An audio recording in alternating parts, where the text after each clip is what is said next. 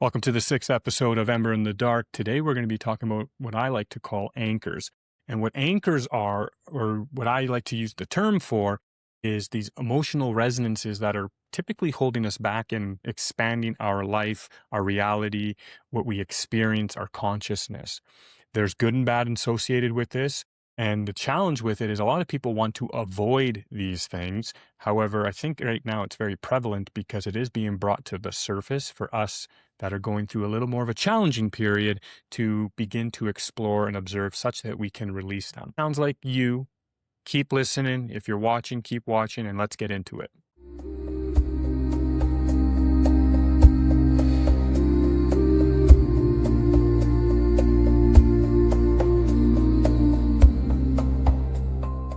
Welcome back to Ember in the Dark. I am your host, Mike Warren, and today we are discussing what I like to call anchors. Now, anchors is a term that I like to use when I'm working with individuals who are working through challenges in their life, and yet they feel like they're spinning their tires. They're kind of hitting a glass ceiling, so to speak, and they're wondering why they're not able to expand and kind of get past. They make it to a point and it's like, things are changing. I'm going to make it this time. And all of a sudden, boom, they get sucked back. And the way I like to view this is with anchors, because it's like you're being tethered to a certain frequency or bandwidth of experience. Okay. And so at the end of the day, if we look at everything as, energy, frequency, vibration, like the computer you're watching this on, the phone, the car you're driving, if we break it down to its most simplest form, it's all made up of the same stuff: particles, atoms. The difference between the car and the phone is that the particles and atoms are vibrating at different frequencies such that we can relate to it as a car, a tree, a phone, whatever it may be. Now, what a lot of people are coming to understand now is our thoughts and emotions also hold frequency and vibration to them. And so if we have any of these emotional blockages, trapped within our system, the challenge there is, if we're unaware of it, it's unconsciously flavoring our experience, okay? And so what happens is we go out with conscious choice of, I'm going to do better, be better, do more, whatever that is for you. And when we get out there, and then when, it really gets rocky in the waters, we kind of revert back to this automatic space that we've been operating from. And it's like, man, I'm doing it again. And I said this time is going to be different. Well, what's going on is there's an emotional anchor or resonance within that is keeping you tied into an experience such that you can learn to let it go, release it, such that you can begin to expand and go to another level to create a new experience, new lessons, new growth. Ultimately, expansion of the consciousness, right? And so what I believe is happening currently in the world with the collective is, for a lot of people who have avoided or has not taken the time or effort to do the deeper shadow work, it's kind of being forced upon us. I'm in the same boat. Okay, I'm not excluded from this. I'm very grateful that I have the awareness to kind of see it and recognize what is really going on, because I get it. It is challenging out there with the global events, let alone getting through the day for some of us that are challenged with deeper shame, guilt, regret, depression, whatever it may be for you. And so what I believe is happening is there are blockages, again, anchors, those emotional resonances that have been trapped in our system that we have yet to work through and release, and they're being brought to the surface for us to examine, observe, and then let go. And the way that happens is through external experiences.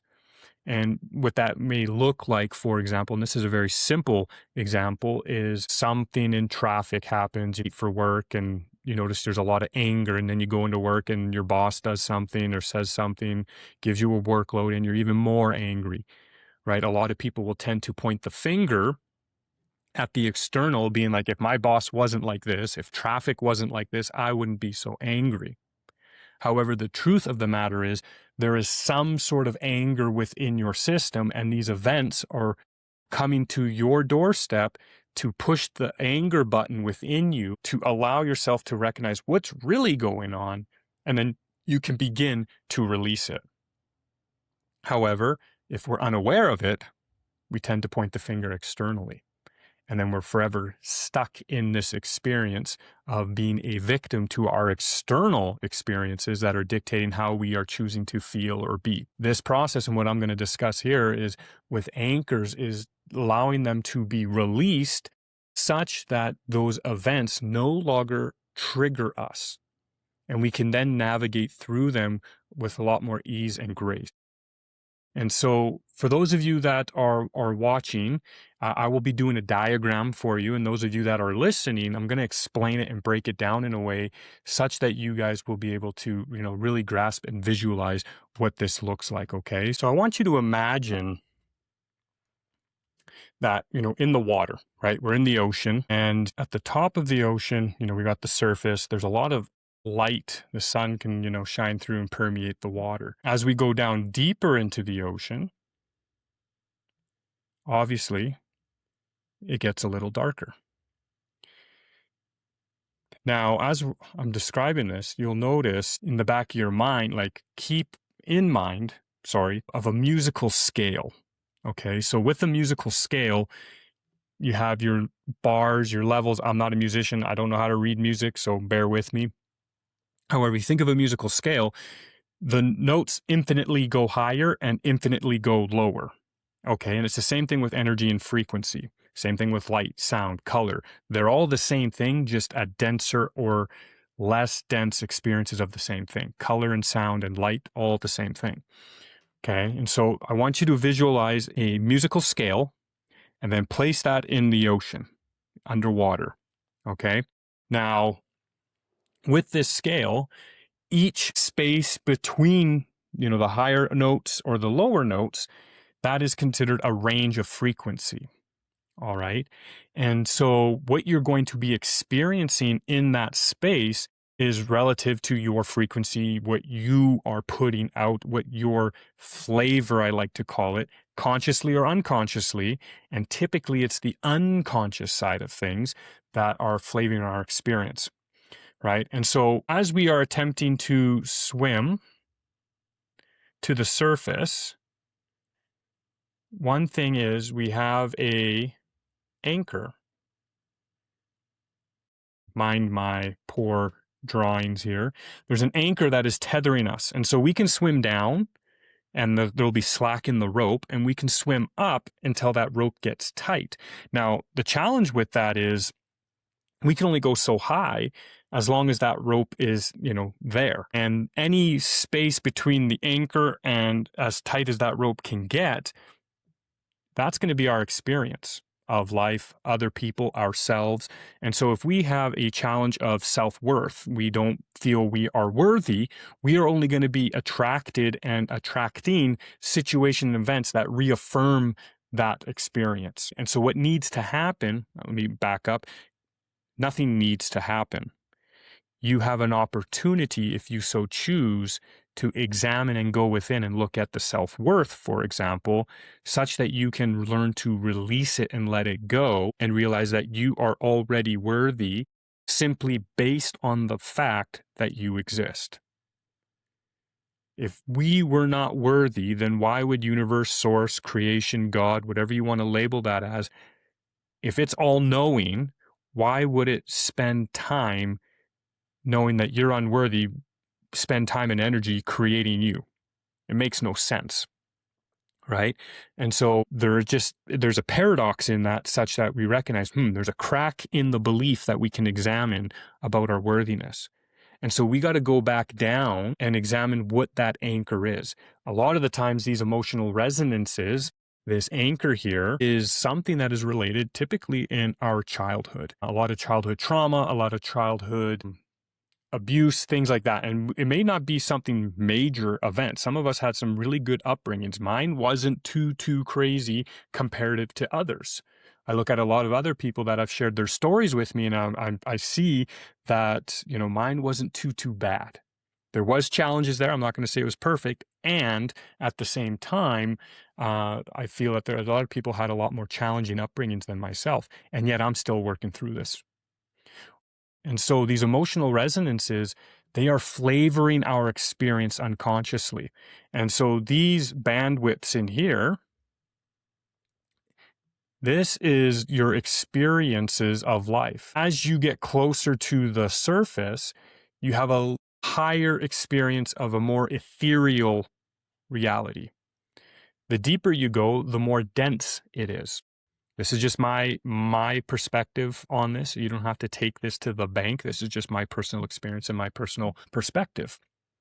And so a lot of times people are attempting to constantly swim up, and they keep going, and it feels like it just nothing is working, and they're getting tired. What they're doing is they're tightening up this rope here such that they can only get so high as they're swimming, and this rope won't allow them to go higher.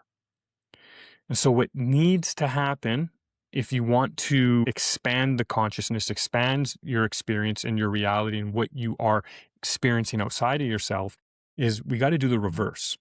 And this is a lot of what Carl Jung talks about in the shadow work, is it's going down within ourselves to the shadow side. And so what we actually do is we swim down towards the anchor such that we can untie the knot and release the anchor. Okay. Now, what that looks like, I'll talk in a different episode here in regards to the actual process and the experience of what it is to untie the anchor, what that means, and how you experience the emotions fully such that they can be released and let go of. And so, back to the drawing here, as we swim down, we find that emotional piece and we start to examine and observe it without judgment. And then we begin to start feeling and expressing it in a way that it starts to let go, untether ourselves with it. And then we can begin to swim higher. And what I've started recognizing for myself is it's kind of reversed, that you actually have longer ropes that are coiled up because there's a lot more slack in the line with an anchor sitting on the bottom. So as you release this shorter anchor, you're going to swim higher. Things are going to start moving. You're going to feel great and awesome and experience life in a new way, new perspective. And then you're going to hit another seemingly glass ceiling because you've reached a deeper anchor. And then the process repeats. We go back down. We observe, again, no judgment, no shame, no guilt. That's a challenging piece, by the way. I've been definitely working through that myself. And it's easier said than done. Okay. And so ultimately, this is just to kind of give you an idea of what is going on and what is a process to support you in kind of navigating this experience, right? What a lot of people tend to do is they will keep attempting to swim up and then get tired because they're treading water, for example, and, it feels like they're drowning, and it's just overall very challenging and perceived dark experience. And through that, we tend to give up, forget it, let it go. It's not a big deal. And then we kind of live within our frequency range. However, if we're willing to face the dark and we're willing to go deeper within ourselves to find these hidden aspects, there's a lot of greatness that comes on the other side of it, right? And it's not a place to shame or guilt yourself even more. Because the good and bad about this is everything that you have in your life that you deem positive has come from a lot of negative or perceived negative history, right? I know a lot of successful people who have had a poor upbringing. And because of that poor upbringing, they've actually created a lot of phenomenal results in their world. Okay. And so we can learn to utilize these things to accelerate our results in our life and begin to move through. The process for where we're at is it's a little more challenging for us. Okay. And so the reason it is so challenging is because we got to face those experiences that maybe we thought we've let go. Maybe we thought they no longer bother us or they have no influence or impact on us. Yet, based on the external experiences we're having, if you tune into the emotional experience you're having in situations that are happening externally, you may find there's a thread of similar emotion that is coming back or tying back to an event when you were younger. And that's what you are looking for, because when you find those key moments, you can go back and find those moments, acknowledge them, release them, and it essentially breaks the chain down that it no longer influences you moving forward. right? It's like you're attempting to bake a cake, a chocolate cake, and unconsciously you keep throwing vanilla into the recipe. You're not doing it consciously. It just happens by accident. I'll say by accident. However, it's an unconscious act. And then at the end of the day, it's like the result you get is red velvet. And you're like, I'm attempting to make chocolate cake, not red velvet. Right. And so on the next episode, I'll start explaining, how we release these anchors, what that process looks like. I've done it myself. It is challenging, however, just to give an oversight. Because at the end of the day, I think what is really happening collectively, again, is it is being brought to the surface. It's being there. It's coming to the surface for it to be purged out in whatever challenges you may be experiencing. Right. And I want you to just really think about it. If you step back and look at, the people closest to you and just people in general in their lives, friends, family members, a lot of people are going through a challenge right now, mentally, emotionally. And there's a lot of events happening. I'm not talking world events. I'm talking, close to home events that a lot of people are really challenged and going through right now, whether it's relationship concerns or financial concerns, health concerns. There's a lot of hitting close to home events that are causing people to really kind of question and wonder what the heck. A little more stress going on, a little more depression going on, a little more overwhelm. And what I believe is happening is that for those individuals, these are aspects within ourselves that we have yet to release and let go of. And there's events that are showing up in front of us that are rocking our boat a little bit for us to recognize there's maybe some little bit of work of letting go to do. I'm not saying you're broken. I'm not saying you have to fix things. It's just a matter of owning and honoring and allowing to let it go. That's all it is. There's ultimately nothing you have to quote unquote do to fix anything because there's nothing wrong with you. There's just aspects within yourself, the best way I can describe it, and it's a lot of what Carl Jung talks about in the shadow work, is if there's an aspect of us, and we think of like our inner child, if you think of a young child who doesn't get attention, 4 years old, 5 years old, what do? Well, they start to act out. They might scream. They might get a little rambunctious. They might get a little, overexcited to get your attention. And the more we shun them away, well, they start going to other areas to find and create that attention. And so basically, there's aspects within ourselves right now that are screaming for attention for us to come as, the hero that we never had when we were young, be the father that you want your daughter to marry, or be the man you want your daughter to marry, and be the man you want your son to grow up to be. Right. And so maybe we never had those blueprints or those models in our life growing up. And so as an adult now, as we are coming into age, we can go back to our inner child and bring that to them. Right. And that's what they're screaming for, is that love and attention. And, when kids act out, they may do bad things. That doesn't mean they're bad kids. They just don't know how to get our attention any other way. And so these aspects within ourselves are starting to do that. And so with that, if this is something that resonates with you, tune into the next episode where we'll be talking about how to release this, how to let this go, such that you can begin to navigate life with a little bit more freeing capabilities. It's kind of like carrying a 30-pound backpack for 30 years. Eventually, you just get used to the weight. However, once you take it off, you realize, holy crap, have I been carrying something that I didn't even realize was there. So, you can catch me on YouTube. I have my link up in the bios.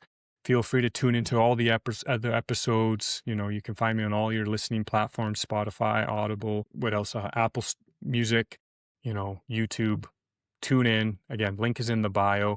I appreciate you guys for tuning in and listening to this episode. And with that being said, no matter how dark it may seem to get, remember, even the smallest of embers can light your path. Create a blessed day.